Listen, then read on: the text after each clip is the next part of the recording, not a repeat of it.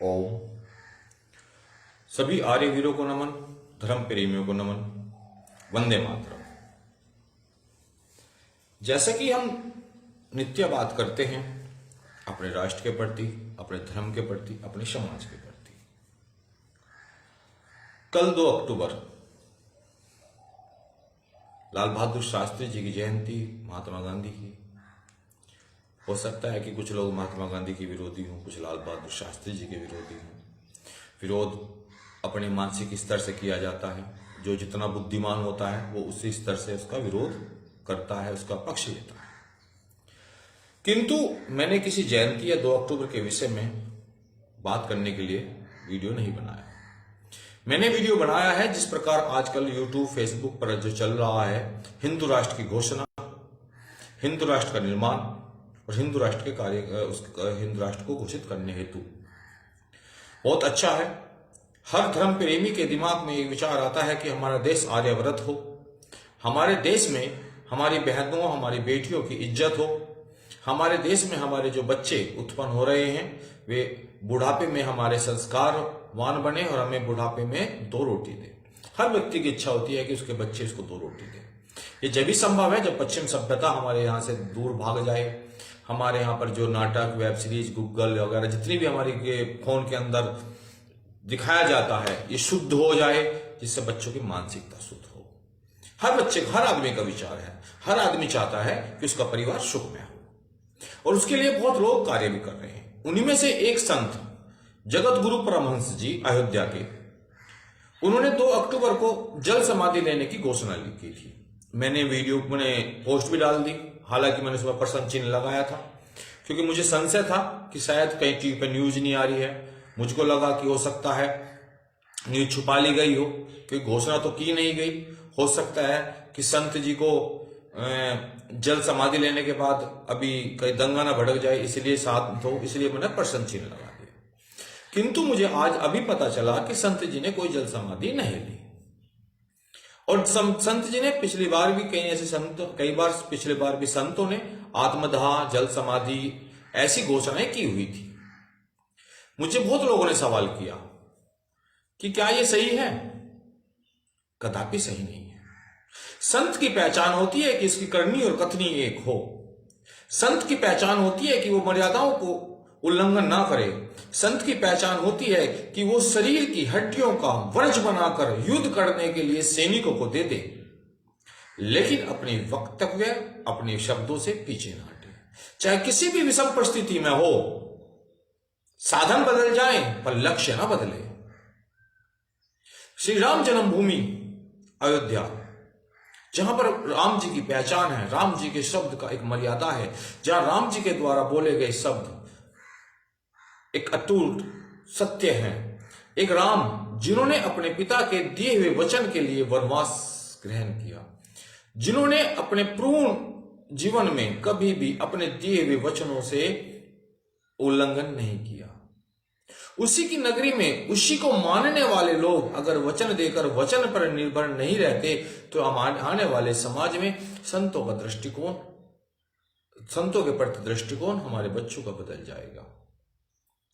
कहीं ऐसा ना हो कि हम अपने ही बार बार आत्मदाह, अनशन इत्यादि कर उनको बीच में छोड़कर अपनी ही मर्यादा, अपनी ही छवि को आने वाली नस्लों के नजरों में ऐसा बना दे जैसा आजकल हमको टीवी पर दिखाया जाता है।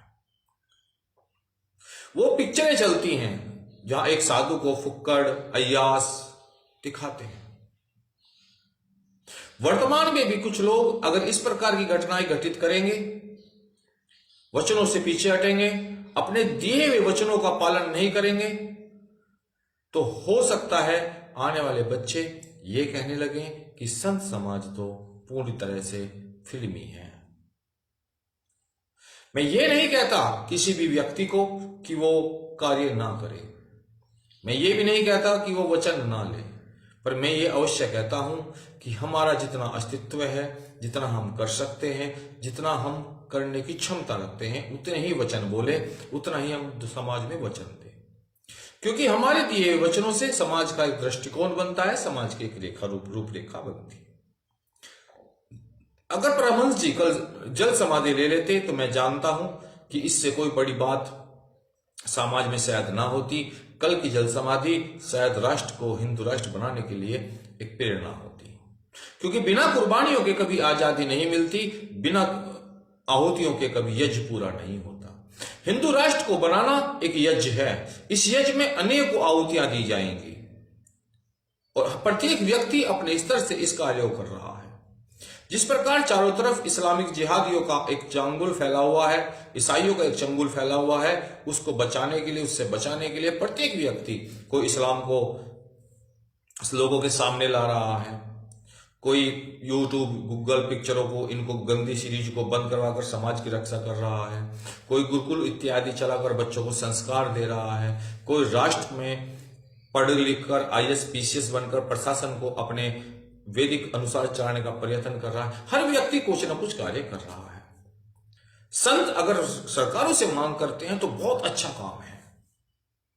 एक मंच तैयार होता है, एक अनशन रखे जाते हैं, आहुतियां दी जाती हैं। इंदिरा गांधी के समय भी 300 साधुओं की हत्या कर दी गई थी दिल्ली के अंदर गोरक्षा के मामले में, और ये उस वक्त का सबसे बड़ा कांड था, और इसी कारण इंदिरा गांधी को श्राप लगा और उसका वंश खत्म होता गया।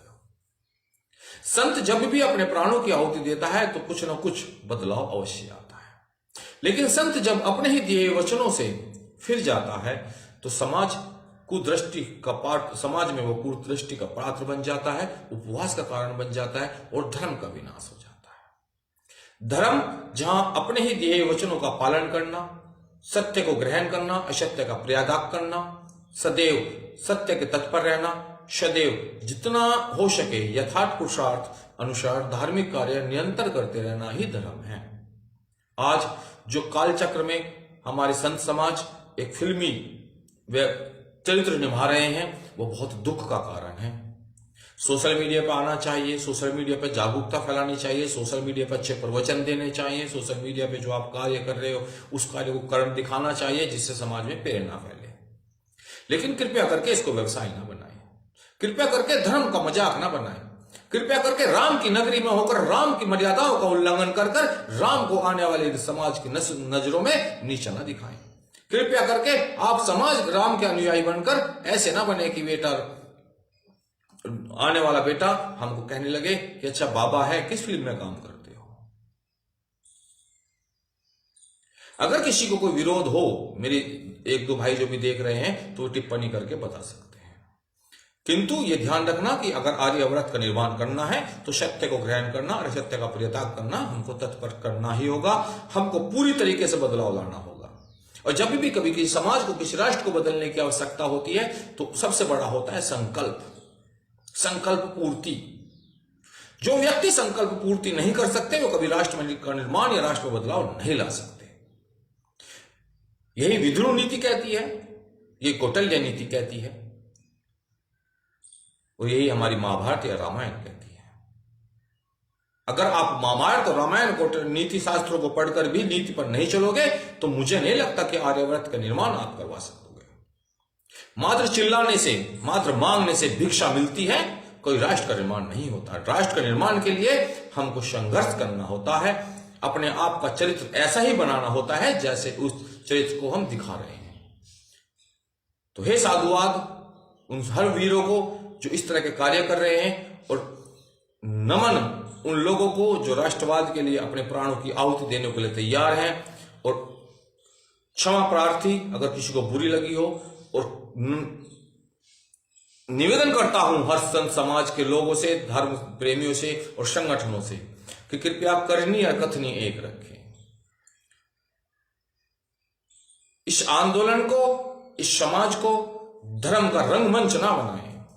वो तो पिक्चरों में ही हमारा बहुत उपवास उड़ता है, हकीकत में हमारा उपवास उड़ाकर हमको ऐसा ना हो कि हम कोई भगवा कपड़े उतारकर जींस टी शर्ट पहनने वाले लोग भी गाली देने लगे, हम कोई भगवा कपड़े उतारकर नंगन होकर वनों में वास करना पड़े, क्योंकि समाज तो फिर हमको रहने नहीं देगा। वनों में कपड़े पहन के जाएंगे, कुछ दिनों बाद ये फट जाएंगे, फिर नए कपड़े मिलने के नहीं तो पत्ते लपेट के रहना पड़ेगा। सत्य है। तो कृपया ये कपड़े हमारे शरीरों पर रहने दें, क्योंकि वनों में पत्ते लपेट कर साधना करना अभी शरीर भी सामर्थ्य नहीं है, इतने संस्कार भी नहीं है, इतने योगी भी नहीं है। तो आप सभी संतों से, महात्माओं से, सभी धर्म प्रेमियों से निवेदन है कि जो जो रंगमंच के कार्यकर्ता हैं वे कृपया करके रंगमंच को छोड़कर हकीकत की धरती पर आए। संकल्प लें, सिर्फ उतना लें जितना पूर्ण कर सकते हो, अत्यधिक ना लें। संकल्प लेना और उसको तोड़ना सबसे बड़ा पाप है। ये आपके दर्शन अनुसार भी है, वेद अनुसार भी है। इसी के साथ सभी को वंदे मातरम, हर हर महादेव। अगर आपको एक बात पसंद आई या आपको लगता है कि मैं सत्य कह रहा हूं तो टिप्पणी करिए, अगर गलत है तो कहिए, टिप्पणी करिए, और पोस्ट कर सकते हो तो शेयर कर सकते हो, शेयर करिए। ओम